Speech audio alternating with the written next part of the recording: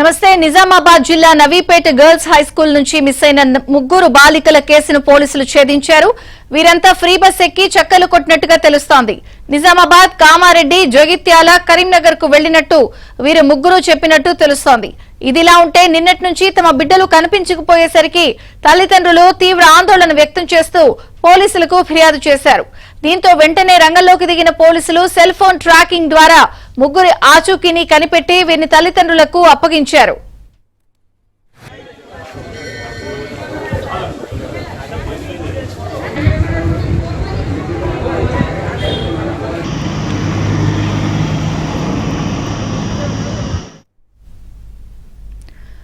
నిజామాబాద్ లో మిస్ అయిన ఆడపిల్లల ఆచూకీ లభ్యమైంది. సెల్ ఫోన్ ద్వారా బాలికల్ని ట్రేస్ చేసి పట్టుకుని తల్లిదండ్రులకు అప్పగించారు పోలీసులు.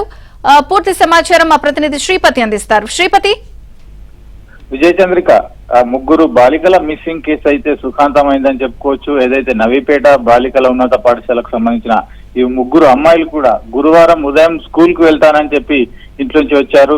అయితే వాస్తవానికి వీరు స్కూల్ కు వెళ్లకుండా ఆర్టీసీ బస్సులో ఎక్కి నిజామాబాద్ చేరుకున్నారు.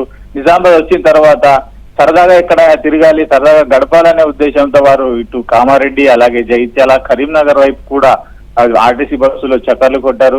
అయితే ఒక అమ్మాయి నిజామాబాద్ బస్ స్టాండ్ లో దిగిన తర్వాత ఇంటికి వెళ్తానని చెప్పింది. అయితే మిగతా ఇద్దరు మాత్రం తర్వాత వెళ్ళొచ్చు అనే యాంగిల్లో కరీంనగర్ బస్సు ఎక్కి బయలుదేరారు. ఆ సమయానికి చీకటి అయింది. అయితే ఒక అమ్మాయి మాత్రం నిజామాబాద్ లో ఉండిపోయింది. మిగతా ఇద్దరు కరీంనగర్ వైపు వెళ్లారు. అప్పటికే తల్లిదండ్రులు, ఈ బాలికల తల్లిదండ్రులు పోలీసులకు ఫిర్యాదు చేయడము, పోలీసులు కూడా రంగంలోకి దిగి గాలింపు చర్యలు చేపట్టడంతో నిజామాబాద్ బస్ స్టాండ్ లో మొదట ఒక అమ్మాయి దొరికింది. ఆమె ఇచ్చిన సమాచారం ప్రకారం, ఆమె ఫోన్ ద్వారా వారు మాట్లాడుకున్న సంభాషణల ప్రకారం వారు జగిత్యాల వరకు చేరినట్లు గుర్తించారు. ఆ వెంటనే జగిత్యాల పోలీసులను అప్రమత్తం చేయడము, ఇక్కడ నుంచి కామారెడ్డి నవీపేటకు సంబంధించిన ఒక బృందం జగిత్యాల వెళ్లడంతో మిగతా ఇద్దరు అమ్మాయిలు కూడా ఈ రోజు ఉదయాన సురక్షితంగా ఇంటికి చేరుకున్నారు.